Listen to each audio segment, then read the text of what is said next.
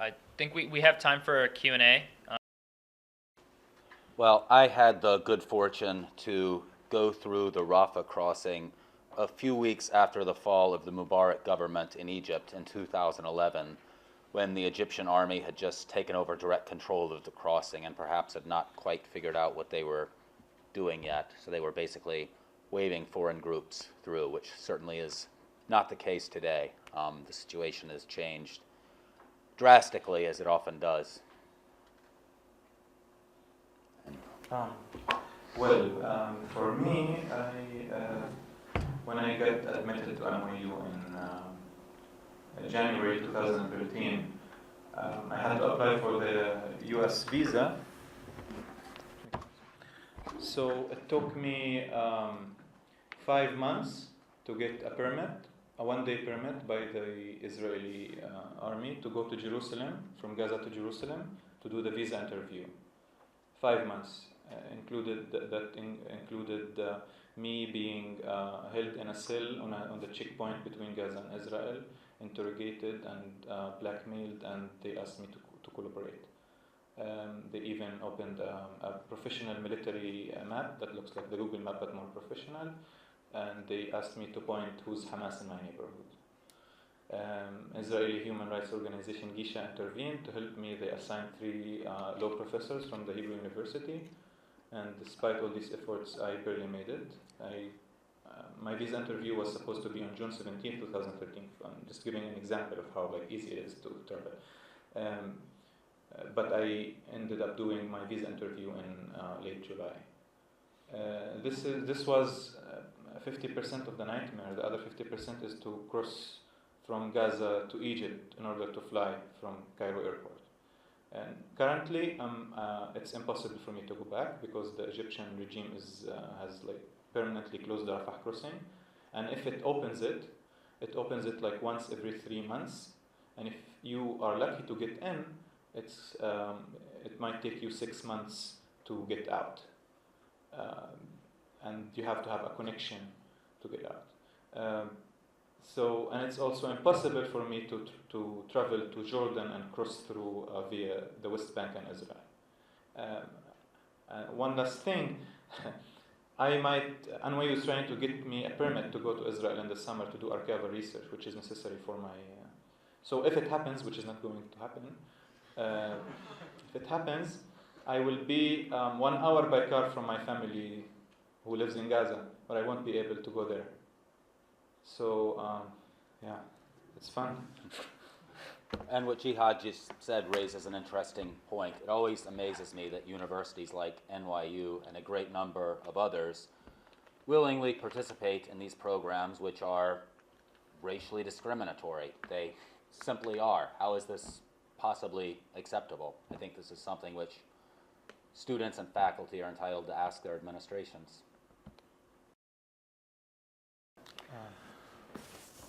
Sure, the question of how to escalate BDS, I think that depends very much on the local context in which activists are operating. Probably neither of us are in a position to give answers that will be suitable for everyone all over the world. I would say here in the United States, one area that's been neglected is, of course, the massive U.S. governmental support for Israel, not only economic and military, but also diplomatic and political, which I think is equally important. And in terms of how the conflicts start, typically there's some reasonably stable ceasefire, which Israel smashes because it seeks conflicts. That's what it does. We could have any number of discussions about why, but it's clear that Israel does not see stability along its frontiers as advantageous. It prefers some measure of tension. So as for I'll just begin with the point about the leader. We tried that. We had, the Arafat model. I think now there is a decentralized movement, which proved to be more efficient than having a savior who will just save the Palestinians and tell them what to do. Now, especially in the diaspora, every Palestinian and every pro-Palestine activist is reclaiming the struggle and making it in an amazing way, in an amazing manner. So I think people are doing their best. We lack, Palestinians don't have the same amount of resources and material resources that the Israelis and their allies do, but with the least things, with the minimum that we have, we are doing our best. There is, of course, a unity problem within the Palestinian political spectrum, and it has to do with the failure of the peace process. And when we think about the failure of the peace process, we have to think about why did their peace fail? And I think it failed because it didn't really address the serious questions. It didn't really talk about issues like the right of return. Even Arafat himself, when he was during the Camp David, last opportunity as they call it, when Ehud Barak asked him to give up any claim with just like a signature of any Palestinian to any piece of land that is beyond the green line, he wasn't able to do that because you can't just like easily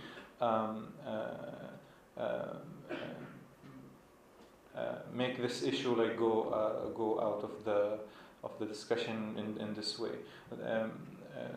And when I mean that the real hard issues, the real hard areas that need to be discussed, this doesn't entail that all of the refugees should return. This isn't the point as much as there should be a recognition of what happened. As for your question about if there is a theory, well, there is a logic. Retaliation has been a policy that that Israeli leadership started to talk about when were they thinking about responding to infiltration, and it developed with time, and it took shape with time, and of course they hit civilians. This is really clear. Like the Khan Yunis massacre in the 1950s is not completely different from what happened in 2014. They just invade or bomb or target, and they harm civilians. They don't directly target the resistance movements and groups in order to create discontent amongst the civilian population against those who have or those who endorse a resistance project. And this policy, it wasn't only in Palestine, but also the same was in Algeria, Vietnam, etc., etc. So yes, there is a logic to it. It changes with time. It takes different forms, but I think there is an entire history about it in the 1950s to read. Well, but infiltration in the 1950s, that people trying to return to their houses, first took the form of like people wanted to go back and grab some stuff, but later Palestinians were like, okay, they can't just kick us out of our land and we remain silent. So then it took like a guerrilla, militant forms, and the civilians most of the time were the most punished population. Now, whether if there is like a clear, policy that is stated or not, this isn't the question as much as the facts on the ground, the statistics, the evidences that we have. How do they show these things? I think it's a mistake to look at a situation like Palestine and ask which side is fighting clean. Guerrilla resistance movements always fight dirty everywhere. That's the fight that's available to them. But that being said, many of the many of the Israeli claims about this are quite comical for those who know anything about Gaza. As Jihad said, it's a very densely populated enclave. I think it has higher population density than anything except a few extremely developed Chinese enclaves, Hong Kong, Singapore, Macau, etc. And the only areas that are not densely populated are those along the separation barrier from which Israel usually, and certainly during its offensives, will prevent anyone from accessing with constant gunfire. So if the question is whether anyone goes and stands in the middle of a field by the barrier to launch a rocket, the answer is no. Of course they don't. And on the topic of comical Israeli claims, you'll often see Israeli spokespeople saying things like, a rocket was fired 300 meters from a UN school. Well, I'm not sure when I was ever more than 300 meters from a UN school in Gaza. I mean, there are very many UN schools there.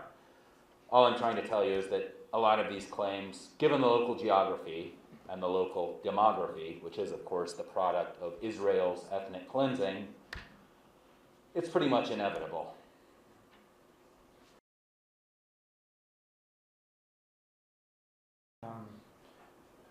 I think each part of Palestine is being targeted in a different manner. There is a colonial settler project that is being, going on in the West Bank. Land, they take as much as land as they want, and they build more settlements, and they bring more settlers. Why Gaza? Gaza, since the very beginning, has a place for geographic factors like its tininess and its size and the amount of people who are who were forced to be there. It proved that it's not easy to be broken. And the Gaza has always directed and redirected the compass towards the struggle and towards going on with this fight. And as I said before, in the 1950s, the first confrontations, began to happen across the Gaza frontier because people, were just like few miles away from their villages. So it's a place where, as Mahmoud Darwish says in one of his poems, it's I don't really remember the poem, but I would just like convey the meaning.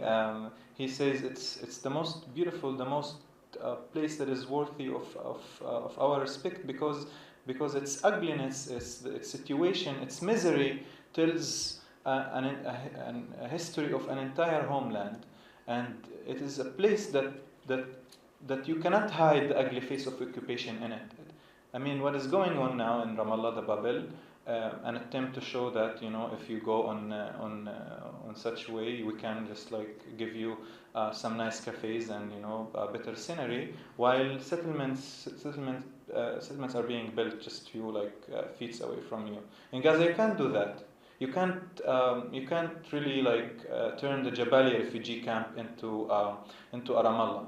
The place itself tells the story of occupation. The place itself saves the memories. People in Gaza, when they want to refer to their space, they use the term from fence to fence. If they want to refer to something that happened in Gaza and everyone knows about, they would say everyone knows about it from fence to fence. The fence is a constant reminder for them of their imprisonment, that they are being imprisoned within this really tiny space, and they are fenced by someone, and this someone is the occupation. So it's a constant reminder. You cannot really hide occupation in Gaza. You cannot really bury the Nakba in Gaza. You cannot bury the refugee crisis in Gaza. It's present. It tells people of their misery. It tells them about how they were uprooted, and it constantly reminds them of it. As to why Israel and others seek to isolate Gaza, I also thought of Darwish's poem, Silence for Gaza. I'm glad you mentioned that. And I think it boils down to the racist logic at the heart of Zionism. I don't remember who first formulated it this way, but the plan is something like maximum Arab land with minimum Arabs. Do you remember who said that first?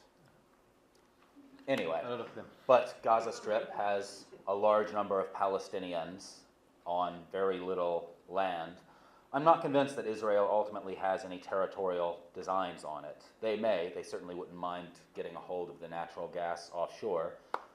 But given the demography of it and the demographic obsession shared by the entire Israeli political mainstream, their fear of Palestinians, the Palestinian demographic threat, as they call it, I think they may simply want to cut it loose, and they might not object if someone else, be it Egypt, Turkey, or Qatar, were to simply take it off of their hands. I don't see that happening in the near future, but I'm not sure it's something they would mind.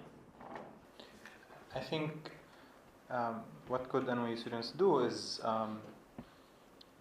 there is a movement, there is an effort that is happening, and I first spoke I was given the opportunity to speak actually the first time in my life here at NYU in 2010, and this event was called Palestinians Talk.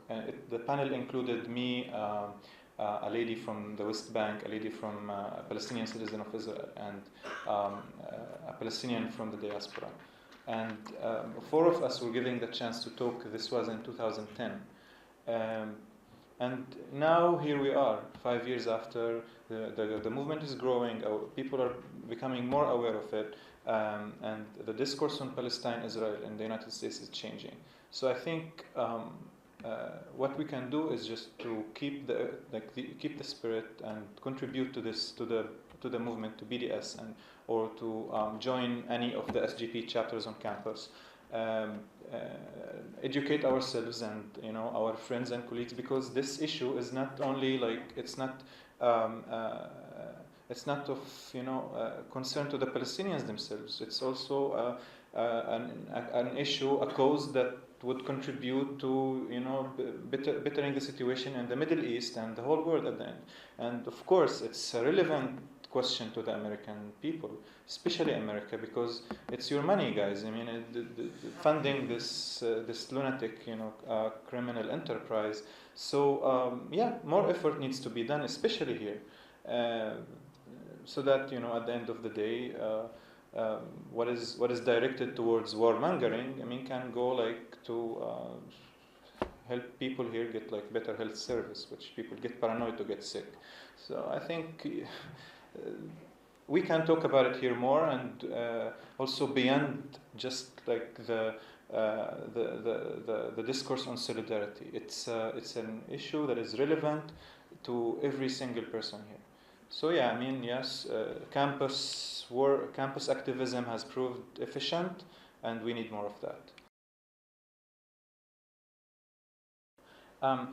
So I'm not marketing for a 2 states or 1 state. I'm just thinking loud about these proposed solutions. My issue with the 2-state solution, with its current form, is twofold. First, it doesn't really take into consideration the pre-48 realities. That 48 was not just a population movement that just a bunch of people moved across the border. It was a rupture in the history, in the narrative, in the memory, in the space, in the awareness of an entire nation. So even if these people are not going to return, I think there should be some sort of a solution that would take into consideration these people's connection to the land, these people's attachment to it, and recognizes their right at least, and which is not luckily happening. The other problem with the 2-state solution, if we talk about it from a practical perspective, is that, the Palestinian state, according to the 2-state solution, which is going to be established on a 67 border, to which most of the refugees are supposed to return, now a huge chunk of its area is being taken for Israeli settlement, and Gaza has no space to absorb refugees. So, if a 2-state solution going to end the Israeli-Palestinian conflict, and with a Palestinian state that doesn't have control over its territory, with a Palestinian state that most of its territory, or a huge chunk of its territory, is being taken for settlement. So to where these refugees are going to return? And what about Gaza and population expansion in the future? What about solving the population density? So I think the 2-state solution in its current form, despite that it would, there is no prospect for it, it's designed only to maintain Israel's interests and privileges. And it doesn't take into consideration the first of all, the historical injustice that was committed to Palestinians, and second, the practical realities. That, okay, you don't want to take the refugees back to Israel. So where are they supposed to go? Assimilate in other Arab countries? Like, do you remember this lady who tweeted something about Arabs have 72 other countries to return? Like these absurd, like really absurd arguments that we hear from time to time, they don't take into considerations the agency of the refugees themselves. Everybody talks about the refugee question, but no one really is concerned about what the refugees want, and they want to return, or they can want. At least they deserve recognition. Yes, I'm also not here to advocate any particular political solution. I will note that the discourse among solidarity activists often vacillates between a two-state solution and a one-state solution. And I think this dichotomy is flawed in a few regards. One is that the Sykes-Picot system is crumbling before our eyes, and it's not at all clear that any of these states, which were carved out by European imperialists, will exist in their present form in 50 years. And that's something to keep in mind. We can't ignore it.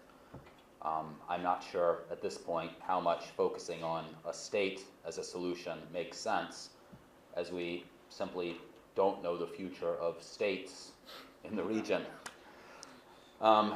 Secondly, there are more than two options. If you ask many people in Palestine about one states versus two states, they will ask, what kind of one state? What will this state be? Who will be in it? On what basis? And these are reasonable questions. They're not self-explanatory, certainly. And the one-state solution, which is advocated by some Palestinians and many solidarity activists outside Palestine, is based largely on the model of South Africa.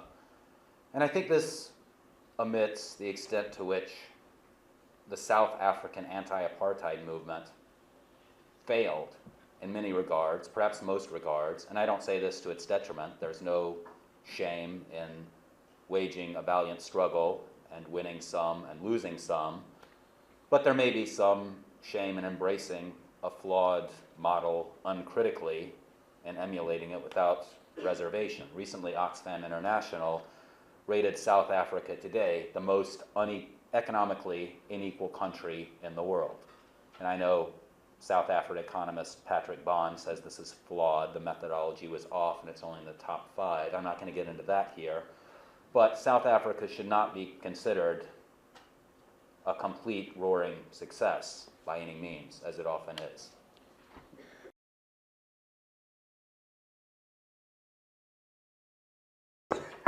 I don't think Hamas wants to kill all the Jews in the world. Hamas is, I'm not a Hamas spokesperson, and I can't be, apparently. But I mean, for someone who grew up in Gaza, and you have people, you are surrounded by Hamas members, in the school, in the mosque, all over the place. Hamas is simply a social movement that emerged in an occupation context, and let's look at it, as a reaction to a situation. Now, of course, Hamas was foolish in some parts by embracing some anti-Semitic propaganda, which most of Hamas, there is a consensus now within Hamas itself, with the new generation. Not the 80s generation that established the movement. That was a generation that emerged during a decade of rise of Islamism, and there was a discourse on jihad in the Soviet Union, which was fine at the time because it was against the Soviets. So one of Bin Laden's advisors, who was on his committee, Abdullah Azzam, he used to come here to the U.S. and preach on jihad. Not me, of course, but theirs, in the 1980s here with his AK-47. So this was a discourse, an old discourse. Hamas now is rethinking its. There was recently a campaign that they launched. It's called Ask Hamas. If you sit with them and now talk and ask them about I'm talking about the mainstream members and some of the leading elites, because part of my work with PALThink was to work on projects that mediate reconciliation, national reconciliation between Fatah and Hamas. So you would hear some arguments from some of the leaderships within that movement. So they would say, yes, we committed a huge mistake when we did the suicide bombings, and they acknowledge it. And suicide bombings are no longer happening, not because they can't do them, but they don't want to. They realized how they're so there is something, but. Let's not get distracted by a foolish statement by some Hamas member or by let's look at Hamas as something that was born out of an occupation context. Look, imagine Gaza Strip in the 1980s, a place that is completely isolated. There is no infrastructure. Refugee camps have been there for decades. People have no hope. So this was the context that brought Hamas to light. Killing the Jews? I don't think so. This isn't this is one of the things that are being said, and me as Palestinian, we're really getting tired of it, because it's not. This struggle has never been. It's not and will never be against Jews. It's not against Jews. It's against a group of people in the form of oppressors who came to our land and caused our tragedy, and of course. Sometimes there will be people who bring this foolish statement, and me as Palestinian, I am not really ashamed of taking responsibility and say yes, they committed mistakes, and we think about it, we review it, and we review our position. I think this answers to your question. Yes, if Hamas wants to kill all the Jews, they are not very good at it. I remember towards the end of the last offensive in 2014. I went into my favorite restaurant in Gaza, Al Matoub, and saw Max Blumenthal, Dan Cohen, and Jesse Lilienthal sitting at a table, and I thought, that is a very Jewish table for Gaza. I've also met any number of other Jews there, Medea Benjamin, Noam Chomsky, Miko Peled, who's an actual Israeli army veteran. I think Hamas has made repeatedly clear in its public statements that it has no problems with Jews per se. Their struggle is against the occupation. We often hear Zionists cite the Hamas charter. Curiously, I've never heard a single Hamas member cite the Hamas charter. They forgot about it. Yeah, they seem rather unconcerned with it. Perhaps it has some elements which are offensive today. Well, our Declaration of Independence talks about the merciless Indian savages. Should we go back and expunge that and pretend that it was never said? Why? This is history. It's what happened at the time. It's an ongoing thing, but who doesn't want to renounce from their chapter that Judea, Samaria, and the Gaza Strip are parts of the land of Israel? The party that just has won the elections in Israel. That has a really, amazing leader who was upset with Arabs voting in droves. Yeah. On the question of the 67 borders and Hamas, honestly, I'm not sure that any significant Palestinian party, Hamas, Fatah, Islamic Jihad, PFLP, etc., would be able to accept any settlement that would involve renouncing the right of return. If there's a solution based on the 67 borders, which includes the right of return, probably all of them would willingly entertain it, put it up to a debate. I don't think Hamas currently has a firm position on the question. Mashal said in 2007, 2008 that Hamas would go for a solution on the 67 border. But again, the question of the right of return is the center of the whole thing. Yeah. Question about U.S. military? Yes, the reasons for U.S. support for Israel. There are several. One was mentioned earlier tonight. They have very similar histories. The U.S. is also rooted in the ethnic cleansing of its indigenous population. And I don't think that is a psychological factor among support for Israel, particularly by white Americans, to be particularly discounted. There's also the fact that America has a very substantial Zionist lobby, which is constantly involved in building support for Israel, particularly among America's elite institutions, but also at the campus and community level. And there are geopolitics. Many people will tell you that the U.S. gets substantial advantages in the Mideast from its support for Israel, perhaps not right now, but as a contingency in the event that it's never, ever needed. Personally, I've never found the last one particularly convincing. I don't see the advantage, but it's something that people argue for, so worth considering. I think the concept of the ally has to be rethought in the United States. Now, considering these, if we supposedly add legitimacy to the argument that, the U.S. needs an ally back there, an ally that never, helped in any of America's wars or, adventures in the Middle East, an ally that has been, mostly dependent, that takes and doesn't give anything, but really provocative visits to the Congress. Maybe it's just, they get the Congress members to lose some calories, standing, going up and down and clapping for Bibi Netanyahu. So I think this is Israel's major contribution to, yeah.